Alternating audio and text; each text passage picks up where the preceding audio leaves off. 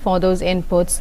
And it's a major relief for essential staff. Western Railway and Central Railway have resumed their selected suburban services over Western Railway, Central Railway Main Line and Harbour Line for essential staff as identified by the state government.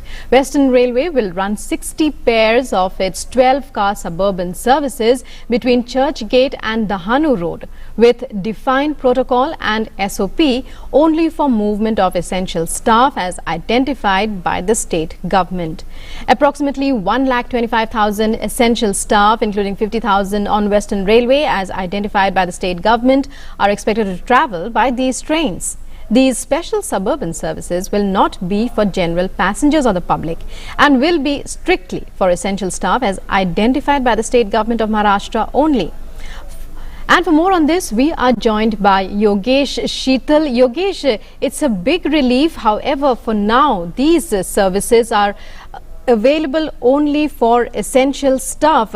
Take us through more details. When are these services expected to begin, and how is the process progressing?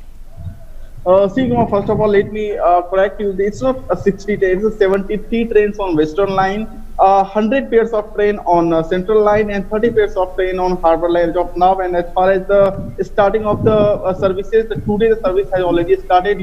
I think the train has already just left the station, Mansur station, where I am standing right now at Harbour Line station.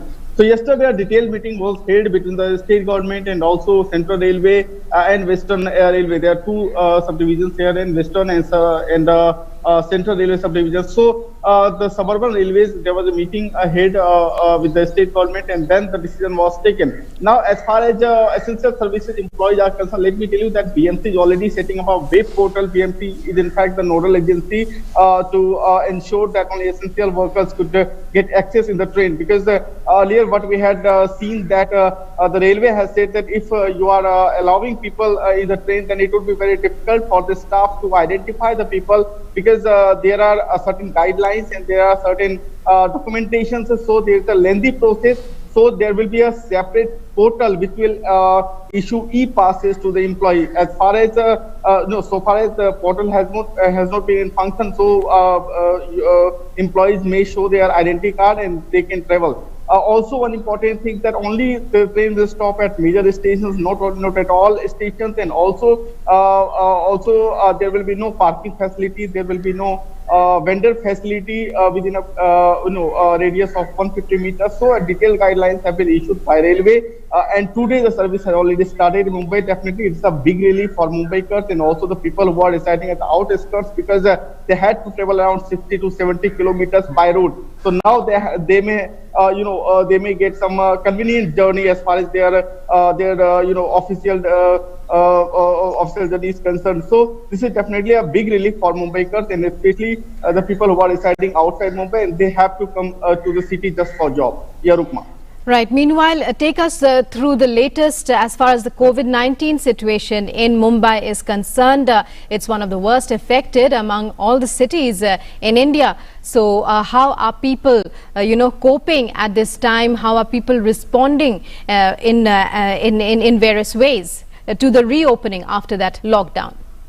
See, Rukma, after Mission Begin again, which the Maharashtra government has issued a detailed circular allowing all the industry and also business, fraternity to start their business. Now we are witnessing some activities in different on different levels, like in marketplaces. However, the malls are still, they are just taking all the precautions that have been suggested, that have been given, that have been enlisted in the order or detailed order by the concerning authority. As far as number is concerned, number is obviously very disappointing in Maharashtra, because we know that the number has already crossed 1 lakh mark in Maharashtra, and especially in the city of Mumbai. We have been witnessing around 100 deaths daily,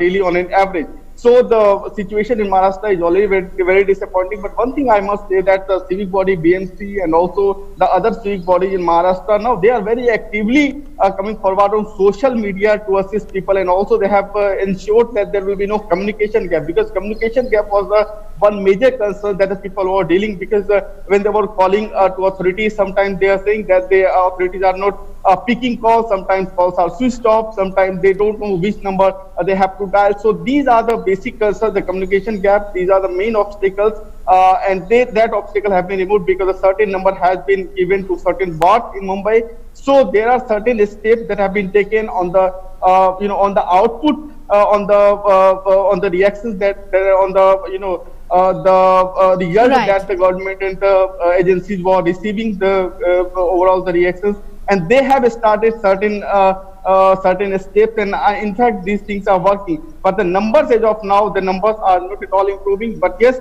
recovery rate, we can say that number of recovery patients are also increasing. So that is a moral boost for the government of Maharashtra as far as the fight against COVID is concerned. Yeah. Right, Yogesh, thank you very much for joining us and for all those detailed inputs. And moving on now, an earthquake of 5.5 magnitude shook parts of Gujarat.